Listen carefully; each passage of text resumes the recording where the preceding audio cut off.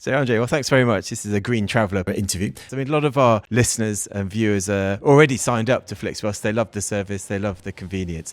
But there are a few things I just wanted to ask you about the future of what you're trying to do. This is a Green Traveller interview. And, we've travelled a lot on Flixbus and had brilliant experiences. But some of the things that we found that perhaps could be improved, we wondered if you might be able to address some of those things if possible. So one of the things was actually the infrastructure. So sometimes the bus stops where you have to join a Flixbus isn't the main bus station of the country or of the city.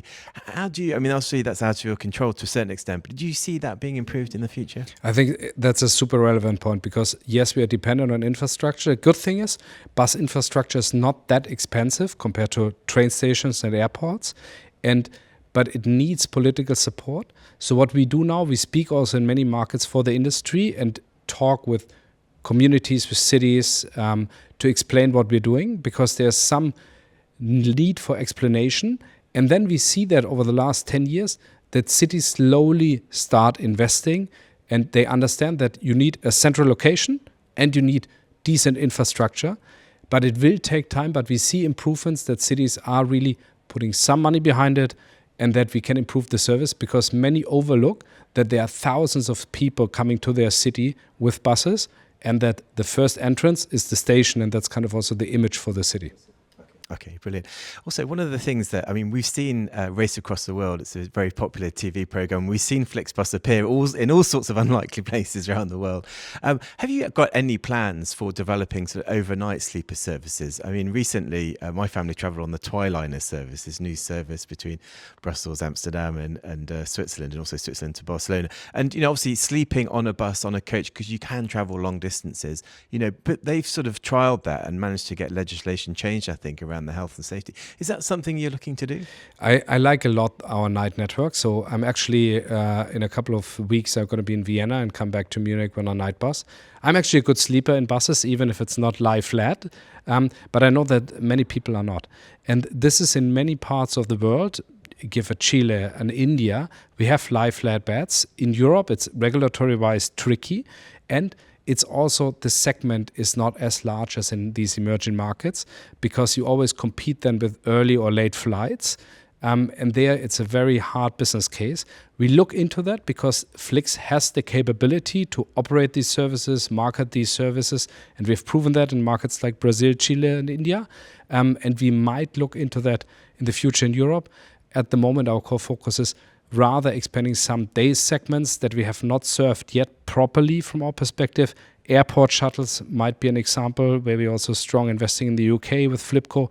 So this is something where we see more growth, but we love the night product itself. And I'm also excited to see if companies try out stuff and to learn if there is something that is worth investing in. Okay, brilliant. And also, when Macron deregulated the bus network in France, he came under, lots of people applauded it because obviously bringing more bus service to rural areas help people use and get around. But equally, those people were slightly criticising him, saying that actually you were taking people away from the trains and actually the trains needed more investment and more passengers. How do you respond to that? It's a common debate that it's a debate train against bus. I don't agree with that debate. You see that Flix is running Flixtrain services and Flixbus, so we think it's a complementary product and it's not one or the other. It's both. And the good thing is on bus, it's very, very little investment. It's almost no infrastructure, so it's some stations as we mentioned it. It's fully private, so there is no subsidy money involved. And it's a complementary thing, especially also for rural areas, for night services. So I think it's a great complementary thing. If you look at the big discussions, and you're very right, in Germany, in France, the discussion was, does the opening of the bus service then corrupt rail services? The reality is, it never happened. Do we compete every day with rail? Absolutely. I want people that they say, oh, I take a Flixbus or I take a SNCF or I take a Flixbus or Deutsche Bahn. I want that. And I'm very well aware that people will not always say it's a Flix. Maybe it's even in lesser cases it's a Flix. But I want that alternative because it makes us better, it makes state rail better, and competition, I think, is there very beneficial for the consumer and then also for society.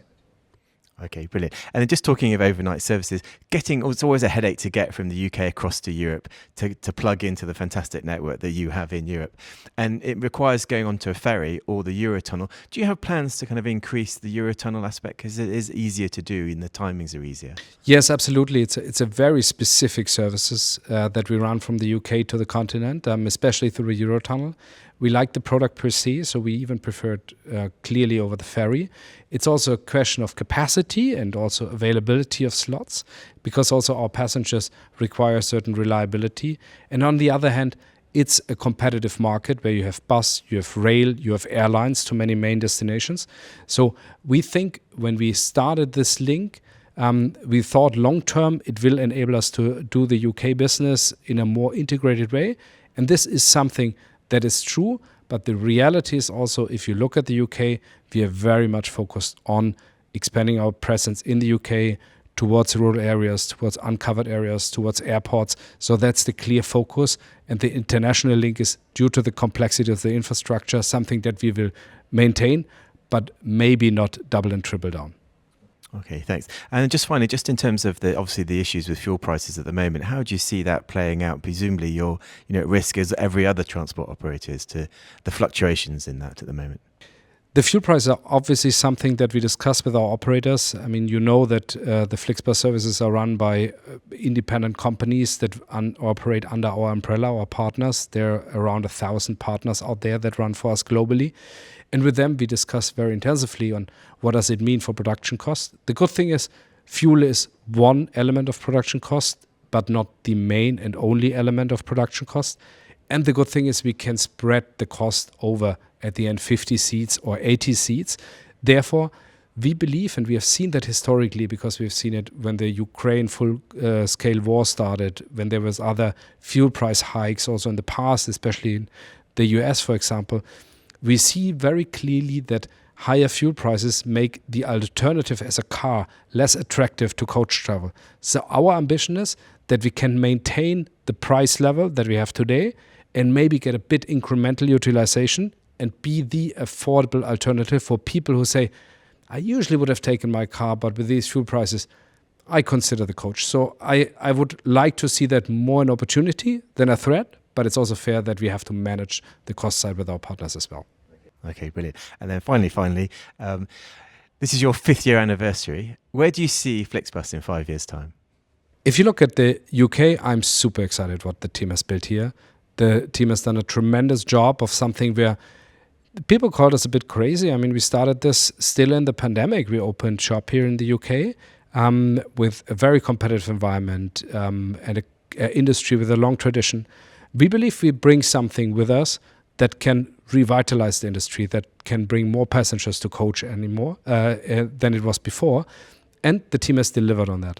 And this is the ambition going forward. So I think if I look at the UK, we want to extend the network and really grow fast. And we want to consistently deliver great services. I want that the image is that if you step out of Flixbus, you say, that was a pleasant rise. I don't need an NPS score of an iPhone, but what I need is that you like the product, that you say, next time I consider it as well. So if I've done that, if we've grown the network in 5 years, if we cover more cities, and if the passengers still say, next time I would consider Flixbus, even if I don't take it this time because I take a rail or an airplane, this is where I want to be. Brilliant. Thanks, Andre. Thank you for talking to Green Traveller. Thanks a lot.